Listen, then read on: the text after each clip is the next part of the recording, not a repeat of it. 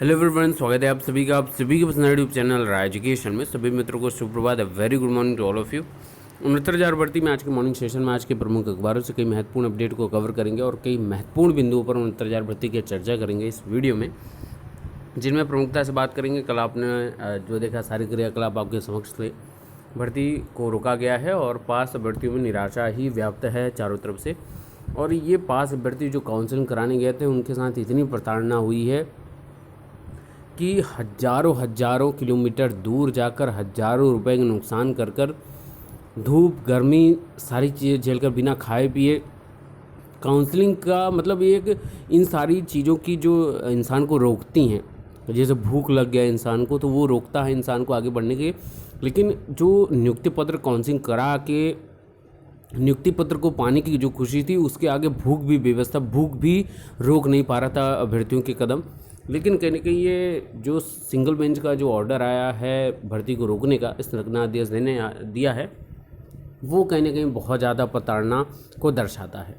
और इस संस्थान की गलती, कोर्ट की गलती, क्या खामियाजा जो है एक योग्य, सफल और काउंसलिंग कराने वाला अभ्यर्थी प्रताड़ित हुआ है इससे।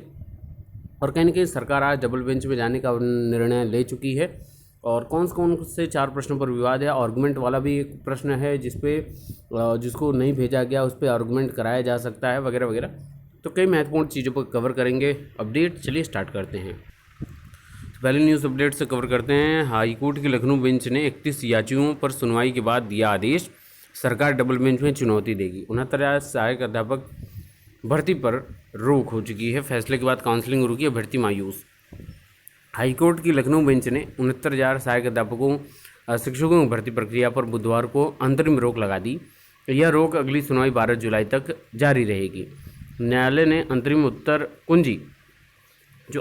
कुंजी से संबंधित अभ्यर्थियों को आपत्तियों को 10 दिनों में यूनिवर्सिटी ग्रांट कमीशन यूजीसी को भेजने का आदेश दिया है। इसके पश्चात यूजीसी के सचिव एक विशेषज्ञ पैनल का गठन कर आपत्तियों पर 2 सप्ताह में रिपोर्ट परीक्षा नियामक प्राधिकारी को भेजेंगे। प्राधिकरण शपथ पत्र के साथ रिपोर्ट को न्यायालय में प्रस्तुत करेगा। दूसरी ओर प्रदेश सरकार ने तय किया है कि आदेश का अध्ययन करने के बाद हाईकोर्ट की 2 सदस्यीय खंडपीठ यानी डबल बेंच में खिलाफ विशेष अपील की जाएगी। देखिए, अब इस पर तत्काल प्रभाव से कितना क्रियाकलाप होता है, क्योंकि अभ्यर्थियों की जो मानसिक संवेदना है उसके साथ पिछले 1.5 वर्षों से तो खेला ही जा रहा है। अब यहाँ तक आने के बाद भी कई ढेर सारी चीज़ें यहाँ पर रस्साकसी का देखने को मिल सकती हैं। इस बारे में डॉक्टर सतीश चंद्र द्विवेदी, जो बेसिक शिक्षा राज्य मंत्री हैं, उनका कहना है कि हम फैसले के खिलाफ डबल बेंच में याचिका दायर करेंगे। हमारी कोशिश होगी कि भर्ती प्रक्रिया पर से रोक हटाई जाए। हम भर्ती को लेकर संवेदनशील हैं, अभ्यर्थी परेशान न हो, किसी के साथ अन्याय नहीं होगा।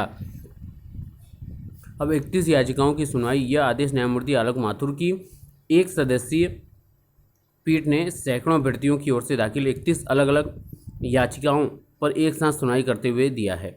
याचिकाओं में 8 मई को जारी अंतिम उत्तर कुंजी के कुछ उत्तरों पर आपत्ति जताई गई। कोर्ट ने विस्तृत सुनवाई के बाद पारित अंतरिम आदेश में कहा कि प्रथम दृष्टया यह कोर्ट पाता है कि उत्तर कुंजी में कुछ नए उत्तर स्पष्ट तौर पर गलत हैं। मूल्यांकन में करने में हुई गलती, यहाँ पर ये बोला जा रहा है कि कुछ ऐसे भी प्रश्न हैं जिनके उत्तर पूर्व की विभिन्न परीक्षाओं में वर्तमान उत्तर कुंजी से अलग बताए गए हैं। न्यायालय ने कहा है कि हमारे विचार से प्रश्न पत्र का मूल्यांकन करने में त्रुटि हुई है, जिसका खामियाजा बड़ी संख्या में अभ्यर्थियों को भुगतना पड़ेगा। न्यायालय ने यह भी कहा कि स्वयं राज्य सरकार ने अपनी जवाबी हलफनामे में स्वीकार किया है कि कुछ प्रश्नों में हैं जो विवादपूर्ण हैं और जिनके एक से अधिक उत्तर सही हो सकते हैं। ये प्रश्न जो सरकार ने जिस पर विवादास्पद माना है वो आपका जो कह सकते हैं एहसन मुखर्जी वाला और वो वाला जो था आपका, वो कहीं ना कहीं विवादास्पद है।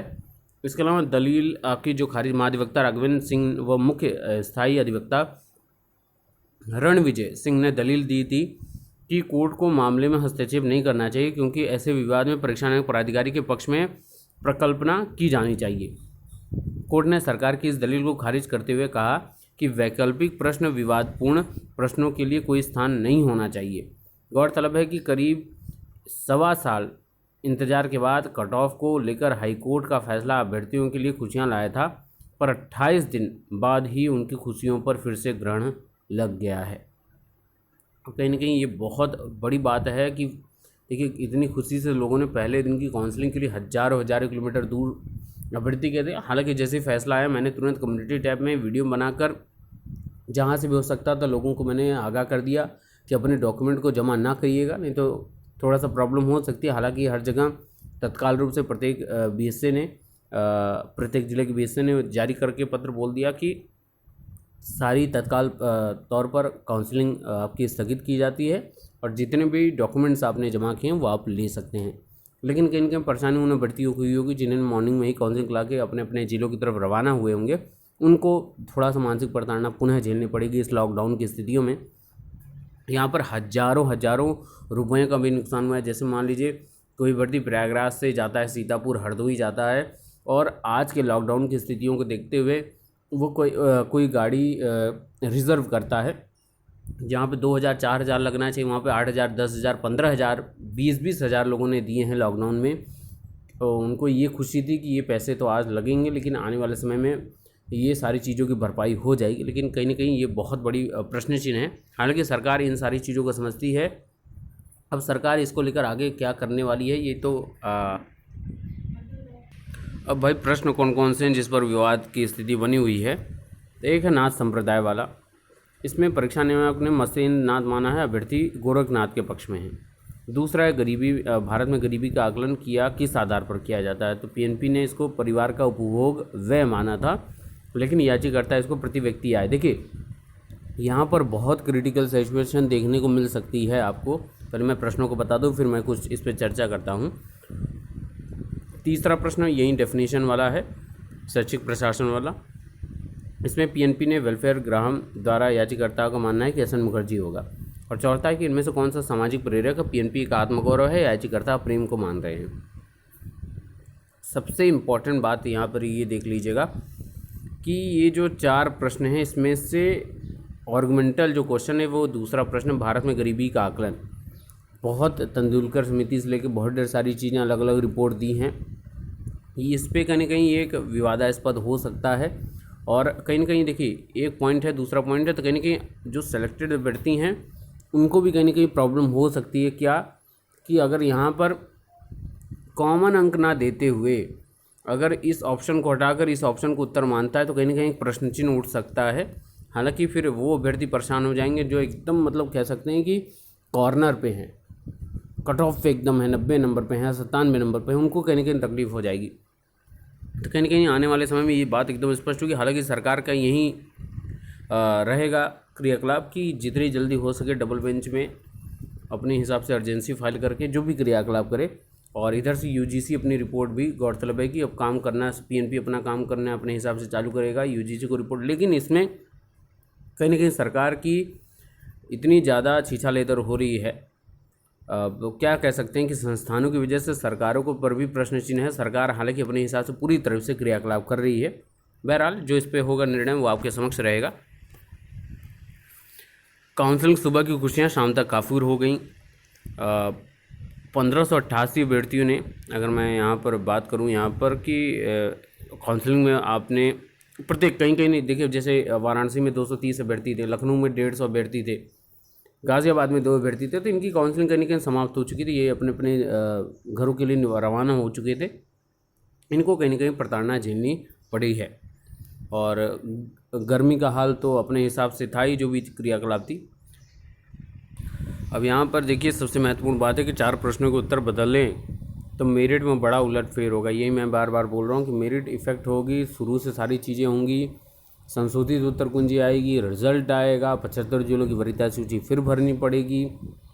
जिन्होंने अपने एफिडेविट तैयार किए हैं पर्टिकुलर उस ज़िले के लिए, उनके एफिडेविट सब ध्वस्त हो जाएंगे, किसी काम के नहीं रहेंगे। कई महत्वपूर्ण चीज़ें यहाँ पर बदलाव आपको देखने को मिलेंगी। और अभ्यर्थियों को कहीं ना कहीं जिनको अपने मतलब मुताबिक आसपास के ज़िले, मान लीजिए गृह जनपद नहीं मिला, आसपास का ज़िला जिनको मिल गया है वगैरह वगैरह, अब उनकी ये सुनिश्चितता भी नहीं रहेगी कि उनको वहीं ज़िला मिल जाए इस बार पुनः। कहीं ना कहीं बड़ा उलटफेर यहाँ पे देखने को मिलेगा।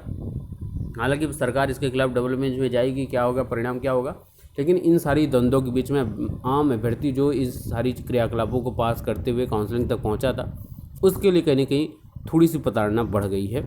और इंतज़ार भी तो जो 1.5 वर्षों का चल ही रहा है उसमें और कुछ दिन कुछ महीने और भी जुड़ने वाले हैं। बहरहाल इस पे जो भी अपडेट होगी हम आपको कवर करते रहेंगे और उम्मीद यही है कि अभी तक आप सभी एकजुट रहे हैं अपनी अधिकार के लिए, अपने सारी क्रियाकलापों के लिए। तो अपनी एकजुटता बनाए रखिएगा और कोई भी बड़ा कदम मत उठाइएगा, अपने हिसाब से पेशेंस होकर। आज यहाँ तक पहुँचे हैं तो आज नहीं तो कल पहुँचेंगे ही पहुँचेंगे। बिल्कुल परेशान नहीं होना है किसी को। जुड़े रहिए राज एजुकेशन से। Best of luck. Thank you so much.